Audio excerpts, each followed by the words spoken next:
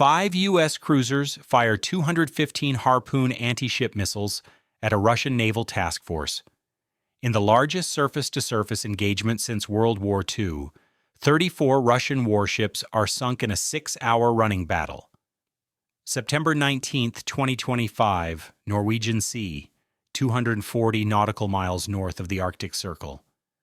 At 4:17 a.m., U.S. naval intelligence detected a major Russian naval task force departing from Severomorsk, naval base on the Kola Peninsula. The formation consisted of 38 warships, 8 Udaloy-class destroyers, 12 Staragushchi-class corvettes, 10 Buyan M-class corvettes, 6 Admiral Grigorovich-class frigates, and 2 Slava-class cruisers. This represented the largest Russian surface action group assembled since the Cold War, and its course heading southwest toward the North Atlantic suggested hostile intent. Intelligence assessments concluded that Russia was attempting to break out into the Atlantic to threaten NATO supply lines connecting North America to Europe. The task force, if successful in reaching open ocean, could interdict commercial shipping and complicate NATO operations during the escalating crisis over Russian aggression in Eastern Europe. The United States, responsible for defending Atlantic sea lanes under NATO Article 5, determined that the Russian fleet must be stopped before it could reach strategic positions. At 6:30 a.m., 5 U.S. Ticonderoga-class cruisers, USS Gettysburg, USS Chosin, USS Cape St. George, USS Vicksburg, and USS Normandy, received orders to intercept and engage the Russian task force. The 5 cruisers operating as Surface Action Group Charlie under the command of Rear Admiral Robert Harrison were positioned 180 nautical miles south of the Russian formation. Each Ticonderoga-class cruiser, displacing 9,600 tons and armed with vertical launch systems carrying up to 122 missiles, was designed specifically for surface warfare against large enemy formations. Today, they would execute their design purpose. At 7 a.m., Admiral Harrison transmitted his battle plan to all 5 ships. Weapons loadout, maximum Harpoon anti-ship missiles. Engagement range, 70 nautical miles. Rules of engagement. Destroy all Russian warships. Mission, prevent the task force from reaching the Atlantic. Each cruiser carried between 40 and 48 RGM-84 Harpoon anti-ship missiles, weapons with 67 nautical mile range, 488-pound warheads, and active radar guidance. Total inventory across 5 ships, 215 Harpoons. Against 38 Russian targets, the mathematics suggested each Russian ship would face an average of 5.6 missiles. But warfare isn't evenly distributed. Some ships would be prioritized and face overwhelming salvos, others might escape with lighter attacks. At 8:15 a.m., the 2 formations were 130 nautical miles apart, closing at combined speeds exceeding 40 knots. At 9:30 a.m., Surface Action Group Charlie detected the Russian task force on radar at 95 nautical miles. The Russian formation was advancing in a broad line-abreast formation, designed to maximize defensive firepower and complicate targeting. The 2 Slava-class cruisers, Varyag and Marshal Ustinov, were positioned at the center with the most capable air defense systems. Surrounding them were the 8 Udaloy destroyers, while the smaller corvettes formed an outer screen. At 10 Yagor a.m., Russian radar operators detected the American cruisers at 85 nautical miles. Both sides knew engagement was imminent. At 10:15 a.m., Admiral Harrison made the tactical decision to fire first. Surprise and overwhelming firepower would compensate for being outnumbered nearly 8-1. At 10:20 a.m., all 5 American cruisers launched their first salvo. 60 Harpoon missiles roared out of vertical launch cells within 90 seconds, creating a wave of anti-ship missiles heading toward the Russian formation at 537 miles per hour. The missiles, flying at 50 feet above the ocean surface to avoid radar detection, would reach their targets in approximately 9 minutes. Should the U.S. cruisers mass fire on priority targets or spread attacks across the entire Russian formation? Type A for focused fire. Type B for distributed attacks. Comment your tactical reasoning. At 10:29 a.m., Russian air defense systems detected the incoming Harpoon wave at 25 nautical miles. Alarms sounded across the task force. The two Slava-class cruisers, equipped with S-300F surface-to-air missile systems, began firing. 16 S-300F missiles launched toward the Harpoon swarm. The Udaloy destroyers, armed with older SAN-9 Gauntlet missiles, fired 32 interceptors, and the corvettes, equipped with Tor M2 point defense systems, prepared to engage at shorter ranges. At 10:30 a.m., the Russian interceptors began scoring kills. 11 Harpoons were destroyed at ranges between 15 and 8 nautical miles, but 49 missiles continued inbound. At 10:31 a.m., the corvette's Tor M2 systems engaged at close range, destroying an additional 8 Harpoons, but the remaining 41 missiles entered terminal attack phase, their active radar seekers locking onto the largest Russian ships. At 10:31 and 30 seconds, the first Harpoons struck home. The Slava-class cruiser Marshal Ustinov, targeted by 12 Harpoons, was hit by 7 missiles within 20 seconds. The 4 88-pound warheads detonating against the cruiser's superstructure and hull caused catastrophic damage. Fire erupted. The ship's SAN-6 missile magazine detonated in a massive secondary explosion that broke the cruiser's keel. Marshal Ustinov, a 12,500-ton warship that had been the pride of Russia's northern fleet, sank in under 4 minutes. Her crew of 485 caught by the sudden destruction had minimal time to abandon ship. Over 340 died. The second Slava-class cruiser, Varyag, was hit by 9 Harpoons. 5 struck, destroying the ship's radar systems, command center, and engine rooms. Varyag, dead in the water and burning, would sink 3 hours later after damage control efforts failed. 4 Udaloy-class destroyers, each hit by 3 to 4 Harpoons, were destroyed or disabled. The destroyers, designed for anti-submarine warfare rather than surface combat, lacked the armor and damage control systems to survive multiple missile impacts. 2 sank immediately, 2 more were left burning and adrift. Subscribe to Navy Mission now for unmatched naval surface warfare analysis. This is coverage that reveals modern ship-to-ship combat. At 10:35 a.m., the Russian task force was in disarray. 6 major combatants destroyed or sinking in the first 4 minutes of combat, but the remaining 32 Russian ships recovering from the shock prepared to counterattack. At 10:37 a.m., Russian ships launched their own anti-ship missiles. 72 P-800 Onyx supersonic anti-ship missiles and 48 Kh-35 Uran subsonic missiles fired from the surviving ships, creating a 120 missile wave heading toward the American cruisers at speeds between Mach 0.8 and Mach 2.5.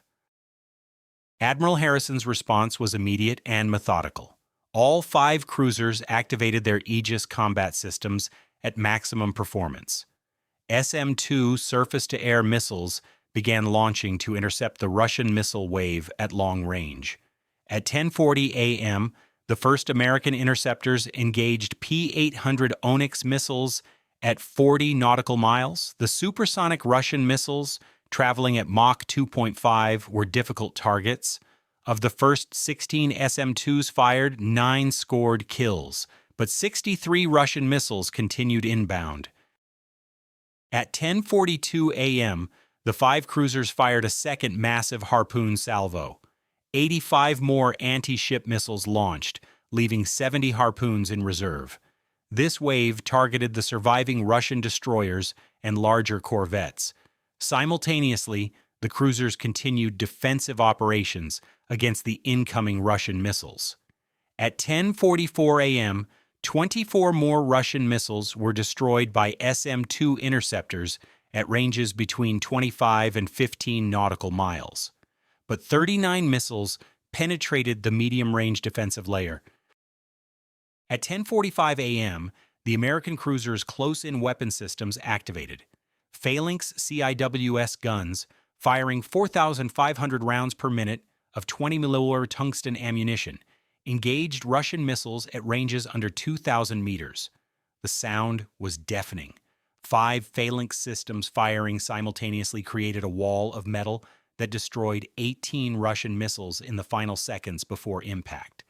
But 21 missiles penetrated all defensive layers. At 10:46 a.m., USS Gettysburg was struck by 3 P-800 Onyx missiles. The supersonic weapons, hitting within 5 seconds of each other, devastated the cruiser's superstructure. The forward vertical launch system exploded, killing 42 sailors instantly. Fires spread through the ship. But Gettysburg's crew, trained for exactly this scenario, fought back. Damage control teams sealed compartments, fought fires, and kept the ship afloat. Gettysburg, heavily damaged and with propulsion compromised, was combat ineffective but survived. USS Vicksburg was hit by 2 KH-35 missiles that struck the aft section, destroying the helicopter hangar and damaging the after-engine room.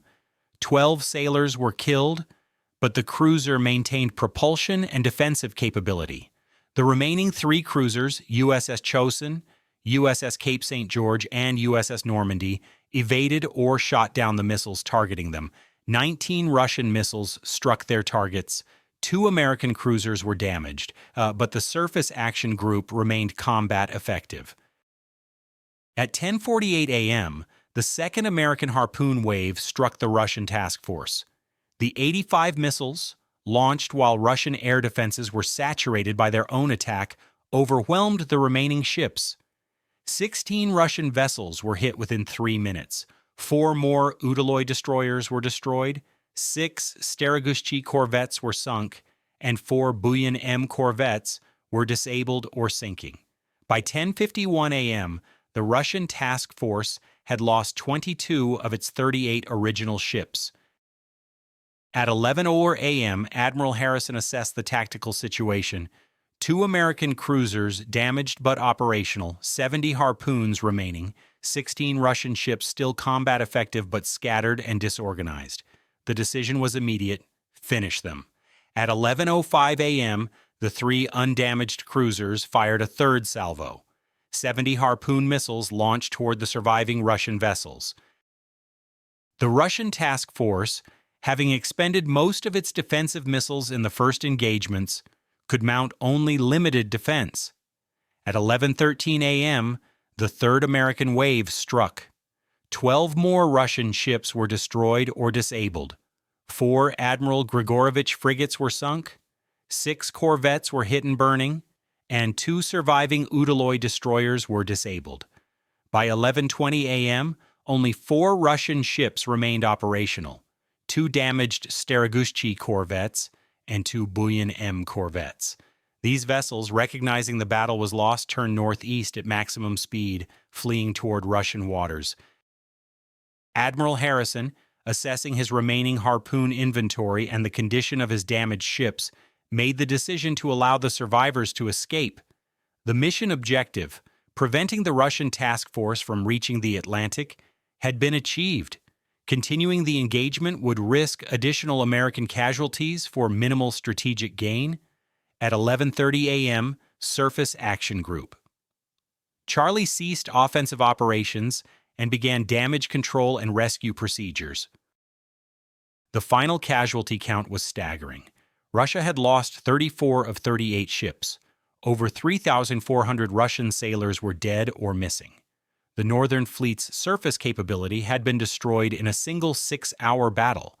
American losses were 54 sailors killed aboard USS Gettysburg and Vicksburg, with 93 wounded, 2 cruisers damaged but repairable. The exchange rate was overwhelmingly in America's favor, but the human cost was real on both sides. Do you think the scale of Russian losses justifies the engagement, or should attempts at de-escalation have been made? Share your perspective below. For Russia, September 19th became the worst naval disaster since the Battle of Tsushima in 1905. The Northern Fleet, carefully built over decades, had been annihilated in hours. The loss of 2 Slava-class cruisers, 8 destroyers, and 24 corvettes represented over $15 billion in destroyed warships and decades of naval construction. More critically, it meant Russia's ability to project naval power beyond coastal waters was eliminated. The breakout into the Atlantic that was supposed to threaten NATO supply lines had instead become a maritime massacre. Moscow's response was fury tempered by recognition of defeat. Initial statements condemned American aggression, but international observers noted that Russia's task force had been heading toward NATO waters with hostile intent. The engagement occurred in international waters, and Russia had fired first in the missile exchange, albeit after American Harpoons were already inbound. Within 48 hours, Russian propaganda shifted from blaming America to claiming the losses were acceptable given strategic objectives achieved, claims that convinced no one. For the 5 American cruisers, September 19th validated their design and purpose. The Ticonderoga-class, first commissioned in 1983 and updated continuously, had been built specifically to engage large Soviet surface action groups in exactly this scenario. They had fired 215 Harpoon missiles, destroyed 34 enemy warships, and survived counterattacks while maintaining formation cohesion.